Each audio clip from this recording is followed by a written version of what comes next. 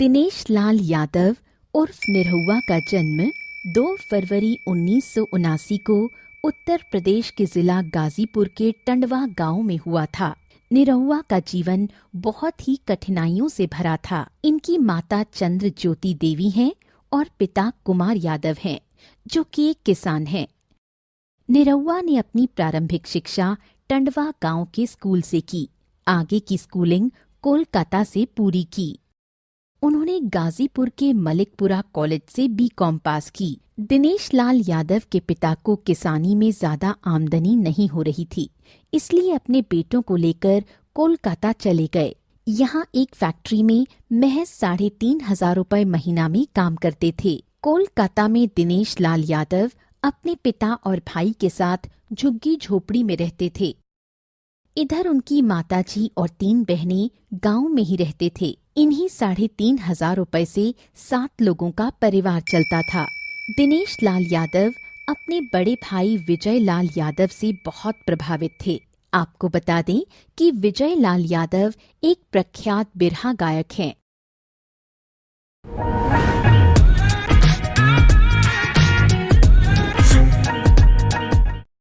जहाँ एक ही जगह मिले ग्रोसरी का हर सामान। अमेज़न फ्रेश से ग्रोसरी लाओ, नहीं तो महंगा पड़ेगा। दिनेश लाल यादव अपने बचपन में विजय लाल यादव का बिरहा घंटों सुना करते थे। आसपास के गांव में जब किसी के घर पर शादी होती या कोई फंक्शन होता, तो दिनेश लाल यादव और उनके भाई को बिरहा या कुछ प्रोग्राम करने के लिए बुलाया जाता था, जिससे इन दोनों को थोड़े बहुत पैसे मिल जाया करते। शुरुआती समय में यही उनकी आय का स्रोत था। घर में गायकी का उचित माहौल और बड़े भाई प्रसिद्ध बिरहा गायक का साथ पाकर दिनेश लाल थोड़ा थोड़ा गाने लगे। शुरू में इनको अपने भाई के साथ जो बिरहा मिलता, उसमें ये भी अपना योगदान देने लगे।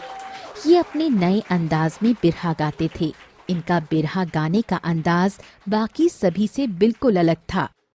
बिरहा गाने एक गांव से दूसरे गांव पैदल जाया करते थे।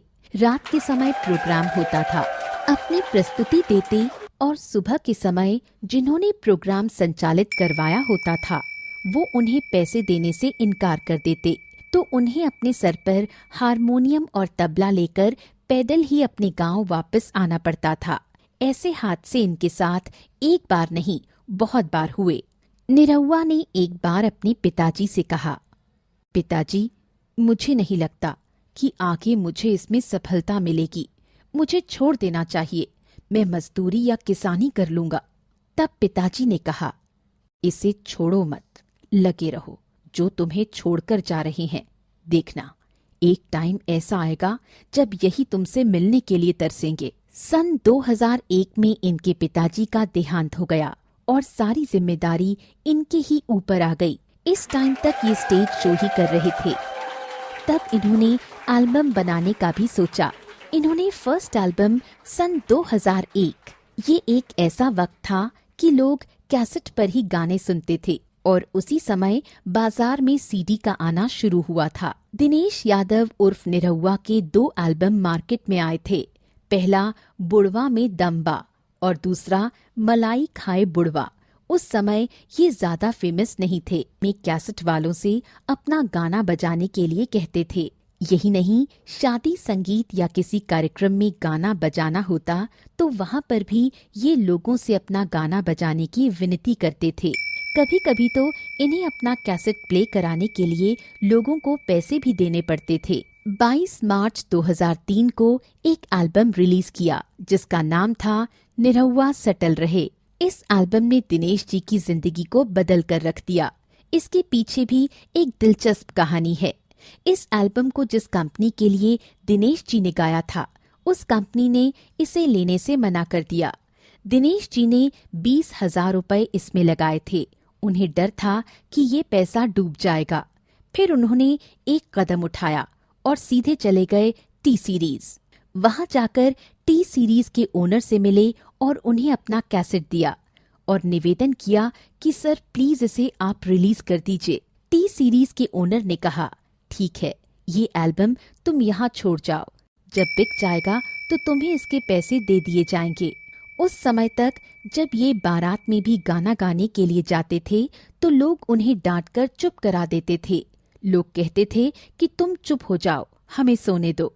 तो दिनेश जी उन लोगों से रिक्वेस्ट करते थे कि भाई मुझे गाने दो, नहीं तो कल सुबह मुझे पैसे नहीं मिलेंगे। इस एल्बम को दिए 3-4 महीने हो चुके थे और दिनेश जी इस एल्बम को भूल भी चुके थे। और अब बरसात का मौसम आ चुका था और बरसात के मौसम में गांव में वो खेती बाड़ी में लग गए। बरसात के बाद बिहार के मोहनिया में एक प्रोग्राम मिला। तब तक वो एल्बम रिलीज हो चुका था और दिनेश जी को इसकी जानकारी नहीं थी। इस एल्बम के रिलीज होने से पहले 20-25 लोग ही इनका प्रोग्राम देखने के लिए आते थे। 2-4 लोगों ने दिनेश जी को देख लिया। वो उनको देखकर उनकी तरफ बहुत इज्जत से आगे बढ़े। उन लोगों ने बताया कि यहीं पर आपका प्रोग्राम होने वाला है। दिनेश जी जब स्टेज पर पहुंचे, वहां पर जहां तक उनकी नजर जा रही थी सिर्फ और सिर्फ लोगों के सिर नजर आ रहे थे। उस टाइम उन्हें बिरहा गाने के लिए बुलाया गया था। जैसे ही बिरहा गाना शुरू किया, भीड़ से लोगों की आवाज आनी शुरू हो गई। वो चिल्ला रहे थे, निरहुआ सटल रहे। ये गाना था 5 मिनट का और बिरहा पूरी रात का। जैसे ही 5 मिनट का गाना खत्म हुआ, उसके बाद बिरहा गाना उन्होंने शुरू किया। फिर से भीड़ से आवाज आई, निरहुआ ई नाही, निरहुआ सटल रहे। और उस पूरी रात दिनेश जी ने सिर्फ एक ही गाना गाया, निरहुआ सटल रहे। इसके बाद से लोग दिनेश जी को निरहुआ के नाम से पुकारने लगे। इस एल्बम को लोगों का बहुत प्यार मिला और लोगों ने इन्हें सुपरस्टार बना दिया। गाना गाते गाते फिल्मों से ऑफर आ गया। ये फिल्म थी चलत मुसाफिर। सन 2008 में भोजपुरी फिल्म निरहुआ रिक्शा वाला आई थी। ये फिल्म सुपर डुपर हिट हुई थी। इस फिल्म के बाद इन्होंने कभी भी पीछे मुड़कर नहीं देखा। दिनेश लाल यादव के नाम पर एक साल में 5 हिट फिल्में देने का रिकॉर्ड है। वर्तमान समय में निरहुआ भोजपुरी सिनेमा में सबसे ज्यादा भुगतान लेने वाले अभिनेता हैं। 2012 में दिनेश जी को बिग बॉस सीजन 6 के लिए चुना गया था, लेकिन 9 सप्ताह के बाद ही वो वहां से निकल गए थे। निरहुआ उत्तर प्रदेश के ही नहीं बल्कि मध्य प्रदेश, बिहार और झारखंड के लोकप्रिय अभिनेता और गायक हैं। उन्हें बहुत से सम्मान एवं पुरस्कारों से नवाजा गया है। उत्तर प्रदेश के सर्वोच्च सम्मान यश भारती से उन्हें सम्मानित किया गया है। 27 मार्च को उत्तर प्रदेश के मुख्यमंत्री योगी आदित्यनाथ की प्रेजेंस में भारतीय जनता पार्टी में इन्होंने एंट्री ली। 2022 के लोकसभा उपचुनाव में आजमगढ़ में अपना झंडा लहराया। वर्तमान समय में वो यहाँ के सांसद हैं। एक समय ऐसा भी था जब दिनेश लाल यादव जी के पास साइकिल भी नहीं थी। तो दोस्तों, आपको दिनेश लाल यादव के फर्श से अर्श तक का सफर कैसा लगा? हमें कमेंट करके जरूर बताएं। हमारे चैनल को लाइक, शेयर एंड सब्सक्राइब करना ना भूलें। Thank you.